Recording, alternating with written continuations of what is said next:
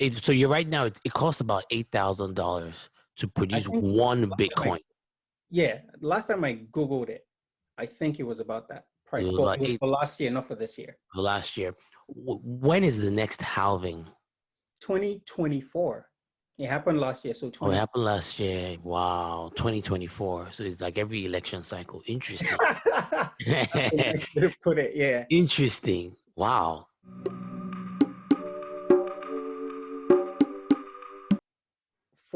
I remember seeing a video on Twitter about 2 years ago with a 4-year-old kid who had never seen paper money. So Wow. in a future like that, what do you want to tell the kid about storing money in gold Yeah. when you're like, oh, there's Bitcoin or all these Mhm. cryptocurrencies and stuff like that? So as much as it might seem absurd right now, Yeah. if you can imagine a world for a 4-year-old like that, Bitcoin is not far-fetched. And sometimes I joke with people saying Bitcoin might not be the thing, but I feel it is the thing that will lead us I'll to the lead thing. to the thing. So, So so going back to this creation, so you said you have like you need some kind of special computer, plug it into the system. I know there's like a electricity aspect of it where like you need to have a certain amount of electricity to generate it, yeah, right? so Like so that's how the technology works. it consumes a lot of electricity.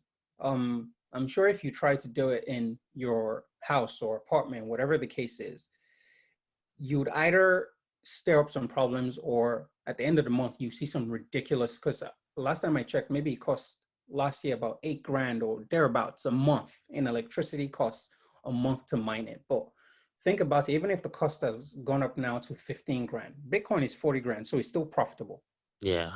Yeah. But the costs are a huge deal, and it's kind of why a lot of people who mine on a large scale Mhm. are trying to move their mining farms, as what they call it, to like Nordic countries like Iceland. Like a bunch of them are out there because cooling brings out electricity, brings down Yeah. electricity costs and Okay. stuff like that. Interesting. So you're right now, it costs about $8,000 to I produce think one last time I, Bitcoin.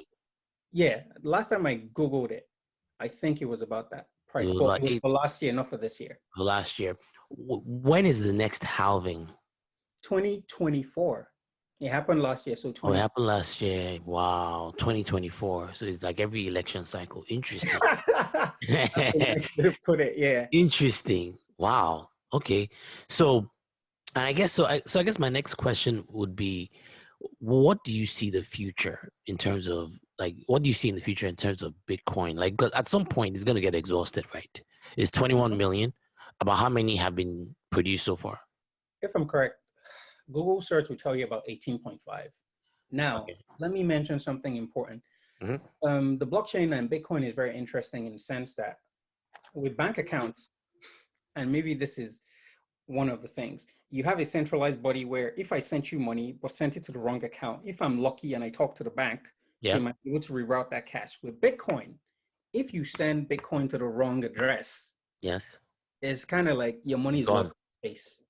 Wow. Okay. And So there's a certain amount of that that has been lost yeah, so so I far. think about 2 to 3 million Bitcoin since inception has been lost. So maybe people who just never remember their passwords or blah Yeah. blah blah. And that's all that's included in the 18 million that has been produced. Yeah, But outstanding is about 3 million but more with bit. halving, it reduces supply every 4 years, and I think the calculation is the last Bitcoin might be mined around the year 2130 or 40.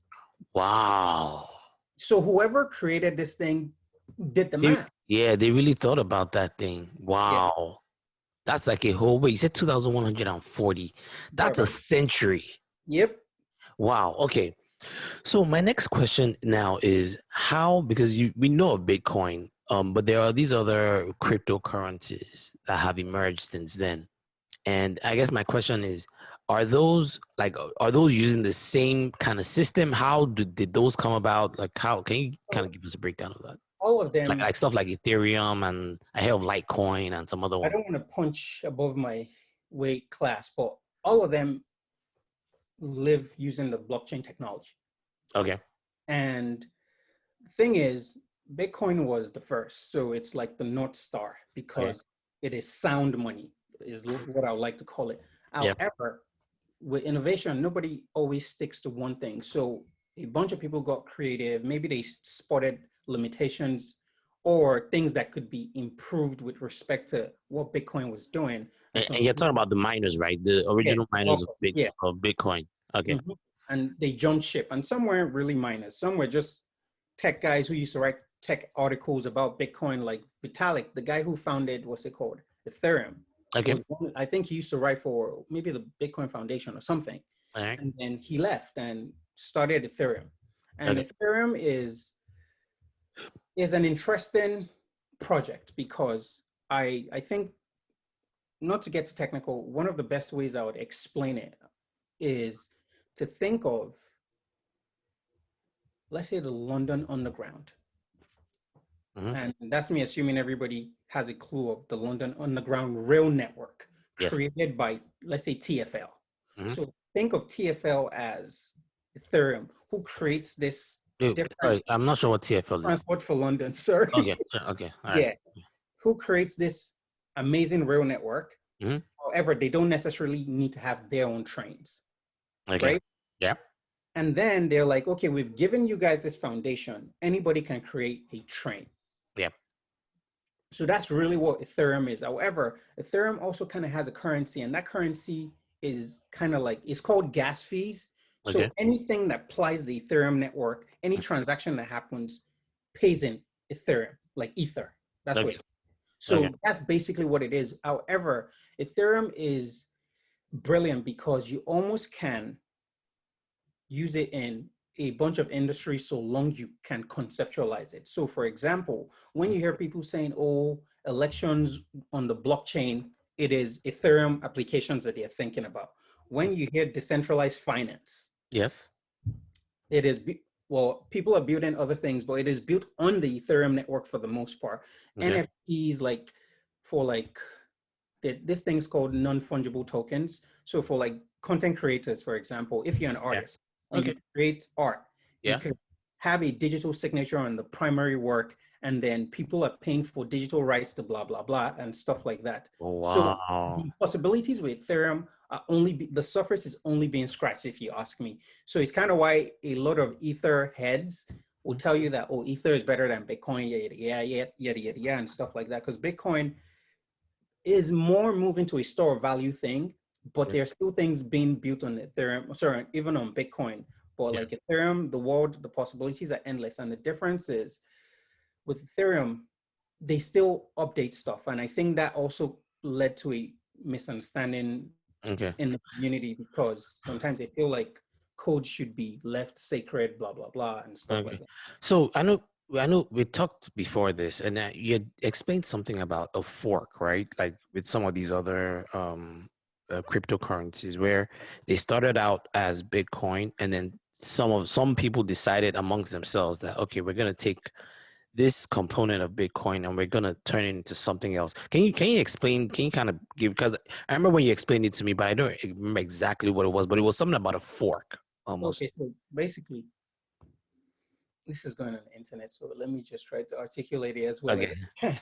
So pretty much with these things, with Bitcoin, it's so crazy. It feels like it's a conviction, it's a belief system. Mm-hmm. So that whoever the original set of miners or Mm-hmm. people maintaining the network were, they believed in it so much they felt like the code was pristine, Yes. right? Mm-hmm. However, over time, there were part of the miners who felt like some changes needed to be made. And Yes. when those disagreements kind of happen, and let's say because with Bitcoin, there's a, should I call it a protocol or a system put in place, which is called like the consensus-based system, which Okay. is considering the fact that it's a decentralized system. Yeah. The rule is 51% of the miners who maintain the network Yeah. have to agree before they make any On change. whatever changes. Yep. Okay. Yeah, that's what I was getting into. Okay. So when that didn't happen, some people were like, okay, we hear what you're saying, but we're gonna go ahead and make this update that Okay. we're thinking about. And that is when the fork happened. So it's like a redirection, Yeah. but Bitcoin remains Bitcoin. These guys just literally take a swerve It's and where create okay. their own thing. And what happens is if you hold Bitcoin, for example, Yep. prior to that point, because they took the fork from Bitcoin, Mhm. you get the equivalent amount Or of whatever the value Bitcoin of. you had in the new project. Oh, I see. Okay. Yeah. So Oh. like Bitcoin Cash, I can't remember which other fork, but like even with Ethereum, when the disagreement happened, the Mhm. guys proceeded and they went to make Ethereum Classic. So Okay. it's not uncommon, but Hmm. the Okay. true maximalists always believe, let's protect this thing. Changing it now will mean we'll probably keep changing things, and that's not good. Blah blah Okay. blah. Okay. All Yeah. right. Okay. I see what you mean. So not all cryptos were forked, Hmm. and not all cryptos are on the Ethereum network. Okay. So Okay. there, I don't want to mismention, but I don't think there's one called Chainlink. I don't think it's an ERC20 token, which is, I don't think it's a byproduct or anything that's been built on the Ethereum network. So I Oh, think I it's see. independent, but there are tons of them like that. There's a website called CoinMarketCap. Mm-hmm. It shows, I don't know if it's all the cryptos, but pretty much all the cryptos. And trust me, there are tons of Wow. cryptocurrencies out there.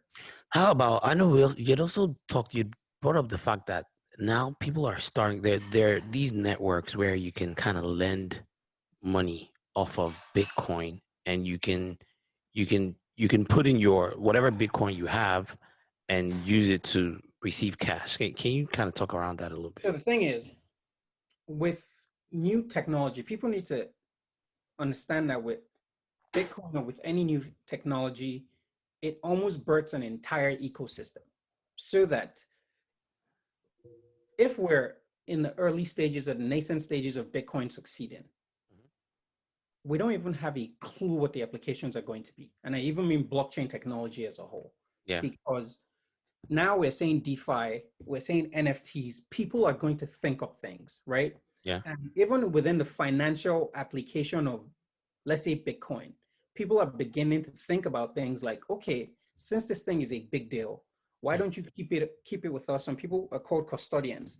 Mhm. And then just like traditional banking, where your money is in the bank, but they're using the money to Yeah. To their lend out. business, give out loans, blah, blah, Yeah. blah, is what some of these companies are doing, where if you have Bitcoin, Yeah. you put it on their platform and you get like, okay, right now, I think, what's it called?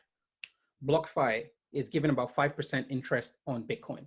You Wow. get paid, I think, monthly, but you see your interest every day. Every So day. you get like $20 interest daily, but at the end of the month, you get your payout. So basically, a bunch of these things are happening. Coinbase pretty much has this ad that says borrow up to 20K using your Mhm. Bitcoin as collateral. And I'm sure the Wow. number is going to keep going up depending on the On the stable price value. of Bitcoin. Yeah. Yeah. So last